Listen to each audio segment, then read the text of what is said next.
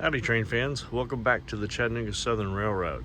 So if you're like me, you're probably running a KDs or KD-like couplers on your equipment. There's a couple other manufacturers, McHenry and others. I think Bachman makes one, but KD has been the standard for 50, 60 years now. I am running KDs, and I intend on converting all of my cars over to KD, real KD couplers, not the knockoffs. I literally call them knockoffs. But in addition to that, if you're running KDs, you probably started it because you wanted the uncoupling capability. And you can see here that I've got in my plethora of stuff, you know, between the rail uncoupling ramps like this. I've also got the under track magnets as well. Many of these I've pulled up from this layout. You can see what's left of the glue there. I've chosen not to do that because as I've gotten back into this hobby, I've seen people using these uncoupling sticks, and I like that method. You don't have uncoupling where you don't need it.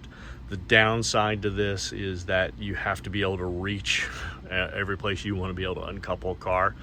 So, but what I thought I would do is I've seen 3 different versions of these uncoupling sticks used, and I thought I would give a live trial to this string of cars here of which one works the best from my opinion, right? Your opinion and use may vary, and kind of go through the pros and cons. This is the actual KD version. You'll see that it has, if I can get it up into the screen here, 2 different tips. Let me hold that like that, like that. This kind of a scooped, scalloped. At first I thought it was a Phillips tip when I first looked at it without glasses. And then you've got this single tip on this end, okay? Nice thing about this, it's orange, it's easy to find even if you drop it on the floor. Downside, it is short for length. And this is not cheap. This thing, I can't remember exactly what I paid for it, but I was a little shocked with what I got for my money. Many of you use these, which are the barbecue skewers, right? These are typically, you know, anywhere from 12 to 18 inches in length. They're nice and long. They can reach down in between cars. Even if you're reaching way out, you can still get some length there, and use these to uncouple cars. The other option that's out there that I've seen people use is they actually, you know, out of that Chinese food order, who uses these Chinese chopsticks, but to take these down and then sharpen them with a pencil sharpener to get a sharp tip on them. So, like I said, what I'd like to do is kind of, and the benefit of this one is that, you know, for those of us that have larger hands, fatter fingers, these are easier sometimes to roll and maneuver.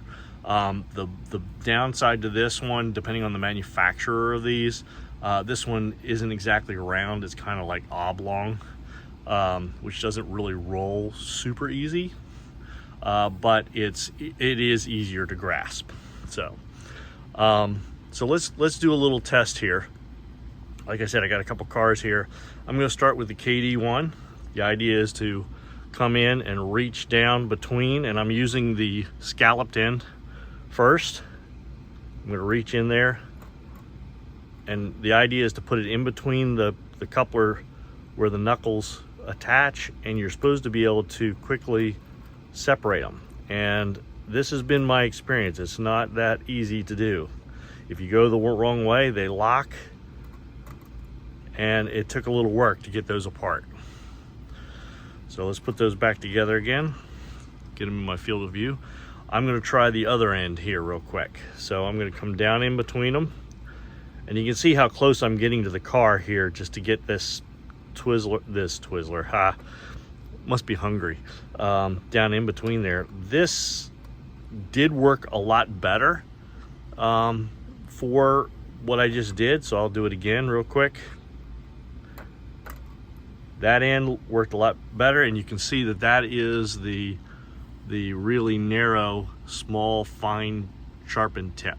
So out of this tool, definitely don't like this end. It makes it really difficult. Might be better for larger scales or something like that, but definitely I don't like this end.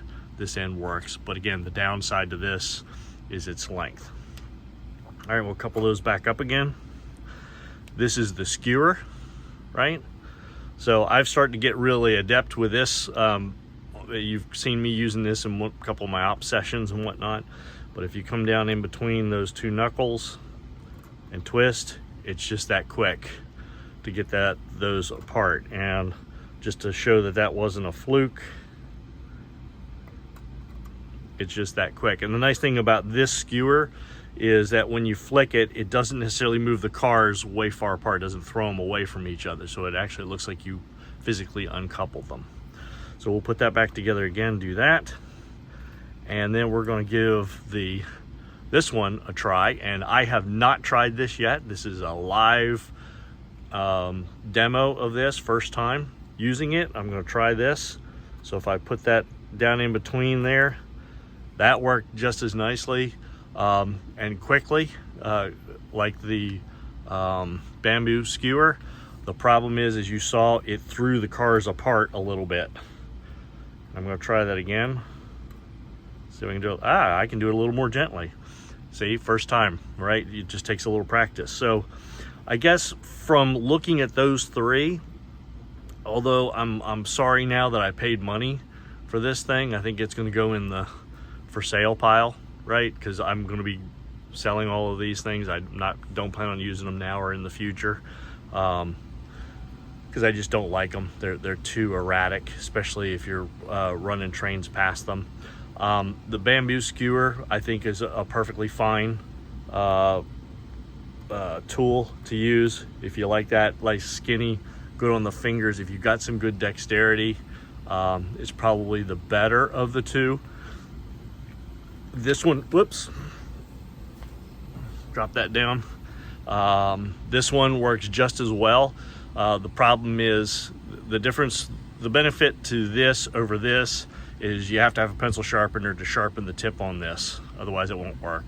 This is good right out of the gate, out of the bag. And you can usually pick these up at a dollar store, for 50 for a $1.50.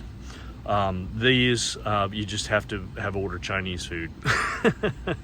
And again, if you've got bigger hands, less dexterity, this is probably the better choice. I think I'm going to keep one of each of these around, especially for if I've got other operators that are not familiar with it, and let them play with one or the other option, whichever they're more comfortable with. So each control station will have one of each of these to use. So as you can see there, I think final conclusion, yeah, I'm definitely not going to use this bamboo skewer. I'm quite comfortable utilizing this. I'll be using this going forward for sure. I'll have these fatter ones around for if people come over with less dexterity for the smaller one, and then going forward from there. So anyway, there's a quick wrap up of the 3 different sticks used for KDs and uncoupling them. Please, if you like the video, hit like and subscribe to me. Appreciate all of you that have subscribed already, and we'll see you all down the tracks. Bye.